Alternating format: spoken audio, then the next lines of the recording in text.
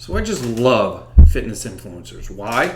Because they pretty much give me unlimited content to debunk.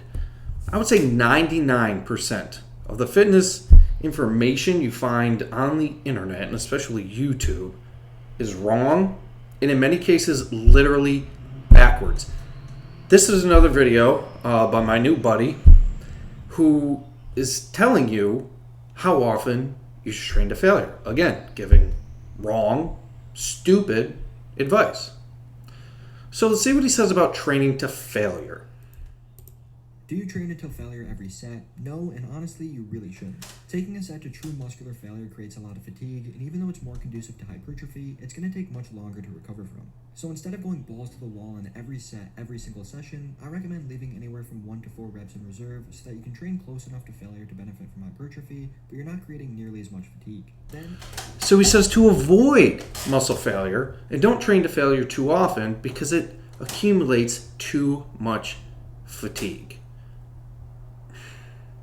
The whole point of exercise is to accumulate fatigue. What is fatigue? Fatigue is simply stress on the muscle tissue. It's when you recruit motor units and you place demand on them, eventually you fatigue them too much to where they can't perform their function, which is to create tension or produce a muscular contraction.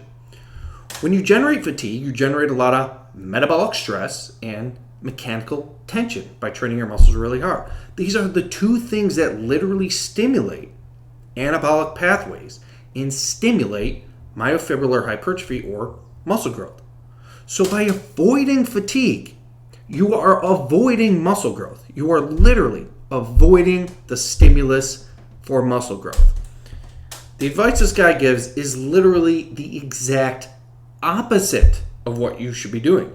You should be generating as much fatigue as possible in every single set of exercise, so that way you generate the most metabolic stress and the most mechanical tension by putting forth as much effort as you can or training to failure.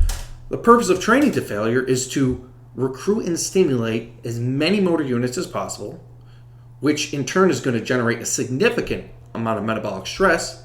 And when you're contracting as hard as you can against resistance that can't move, you're creating a ton of mechanical tension and stimulating the mechanosensors on your muscle cell, thus turning on more anabolic pathways.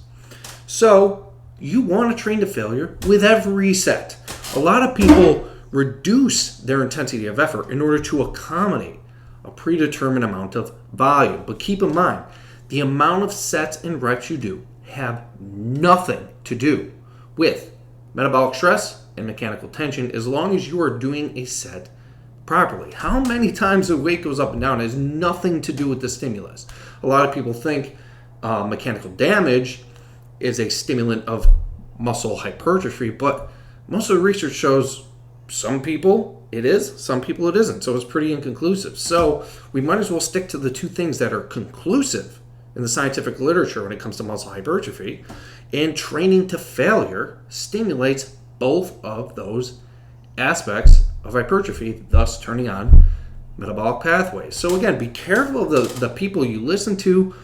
These fitness influencers are largely just genetically predisposed to having good physiques and suffer from what's called the Dunning-Kruger effect. They learn a little bit about exercise and they think they know everything, and they're unconsciously incompetent and completely unaware of what they don't know. So how often should you really train to failure despite this idiot's advice? Every single time. And adjust the volume and frequency to accommodate training to failure. Do not accommodate or reduce the amount of effort per set to accommodate sets and reps. That is literally backwards. And if you want to boost your testosterone, boost your energy, and improve your workouts, try my supplement, J. Vincent Fitness Male Vitality Supplement, D-aspartic acid, clinically proven to increase testosterone, B6, B12, and ginseng to jack up your energy and get way better workouts and overall improved energy and focus throughout the day.